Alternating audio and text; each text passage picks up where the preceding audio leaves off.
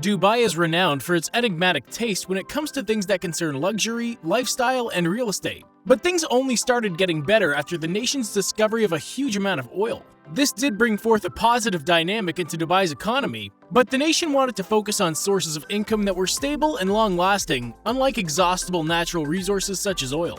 In the early 2000s, the top investors of Dubai thought of something that might have possibly changed the landscape of the tourism industry and the already high reputation of luxurious living in Dubai. The plan was to create specifically structured islands that would feature luxurious hotels, holiday sites, and expensive bars, with special focus on real estate as well. Because when you're an investor, real estate just can't stay out of your sight. But who would have imagined that some of those islands already predicted the pandemic and stayed empty for more than a decade with hardly anything built on it? How's it going, folks? Welcome to Discover X. Join us today as we uncover what really happened to potentially the most amazing tourist site ever, the islands of Dubai. Before we land on these islands and find ourselves surrounded by emptiness, make sure you smash that bright red subscribe button and have the notifications on so you don't miss any of our future content, unlike the islands of Dubai. These things missed a lot. So ready to indulge into the vast space of emptiness? Well, I'm not. I've had enough of lockdown already. Looking back at the early phase of the creation of these islands, investors in Dubai thought that Dubai itself had a lot to see and the city needed more. Or more like they wanted the city to have more. The plan was to create artificial islands off the coast of Dubai, just a quick boat ride away from the city. They really focused on the idea of availability. Nakheel Industries, a real estate company run by the government of Dubai itself, planned to build 3 different islands off the coast: the Palm Jumeirah, the Palm Jebel Ali, and finally the Palm Deira.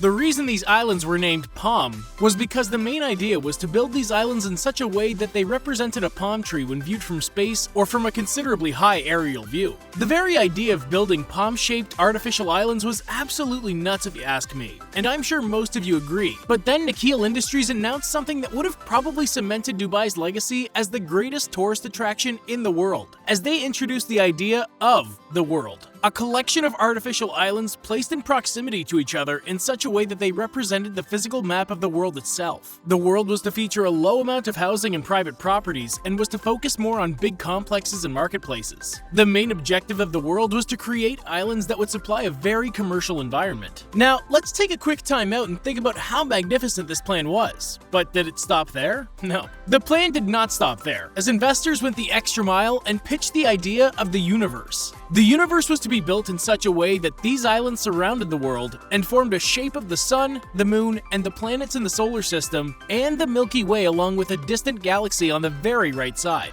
You would have thought these plans were given a rest with all things announced, but the investors were on a train that was never meant to stop. The announcement of the Dubai waterfront, a star crescent-shaped collection of islands that covered Palm Jebel Ali, finally put an end to these ever-going onslaught of announcements. All in all, the entire project was advertised as the biggest and most ambitious man-made project ever, and they had every right to do so.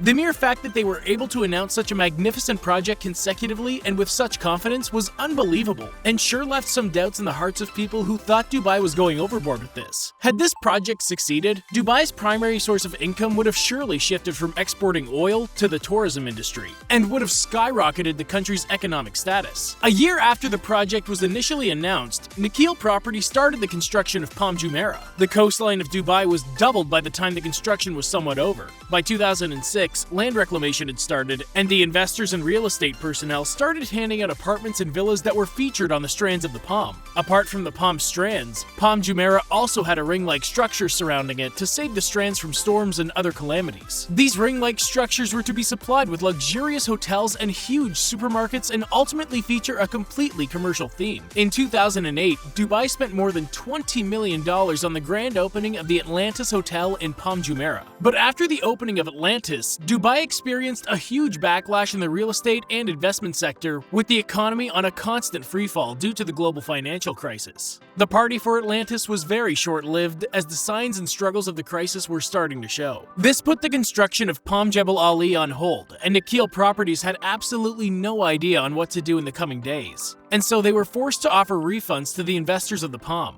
along with a deserted Jebel Ali. The Dubai waterfront was also discontinued and evaporated with the seawater as soon as it was started. You can still see the overall shape of the waterfront, but it's nowhere near completed. Nakheel Properties could not bear to suffer another loss, and Palm Deira was there to beat the ever-living money out of them. This led them to halt the incomplete land reclamation of Palm Deira and rebrand it as Deira, an island with no specific structure and barely away from the main coastline. This stunt did manage to lower the loss that was to be suffered, but did not promise a great return. We started this video talking about how big these announcements were, and that finally brings us to the biggest loss among these big projects, the world. The land construction of the world was almost completed, and certain parts of these lands were already sold before the crisis hit Dubai. But even after experiencing some sales, the profit value was expected to be returned. Even after the effects of the global economic crisis had worn off, the world didn't experience a bounce or any kind of rise, as people just weren't confident in such plans anymore. And there were other investments and projects that were attracting investors with a better profit promise. What really disinterested the investors and the governing authorities is that the world was flagged as environmentally threatening, as pouring tons of sand on the seabed was bound to cause more erosion than ever. The idea of investing in properties that are literally sinking and causing environmental problems doesn't really please anyone. And this ultimately became the demise of the world. The world as we knew was over, pun intended.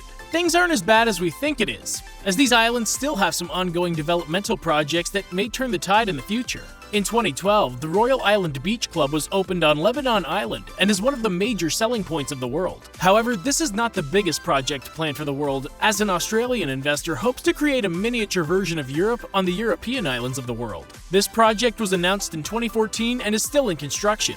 Hopefully, this might be that turning point for the world. So that's all for today, folks. Would you buy a property here if you ever got the chance? Let us know in the comments. And if you liked today's video, a thumbs up to this video would be amazing. Make sure to hit that subscribe button and turn on the notifications so that you'll be the first to be updated with our latest content, and do check out our previous videos if you haven't already. This is DiscoverX, and we'll see you in the next video.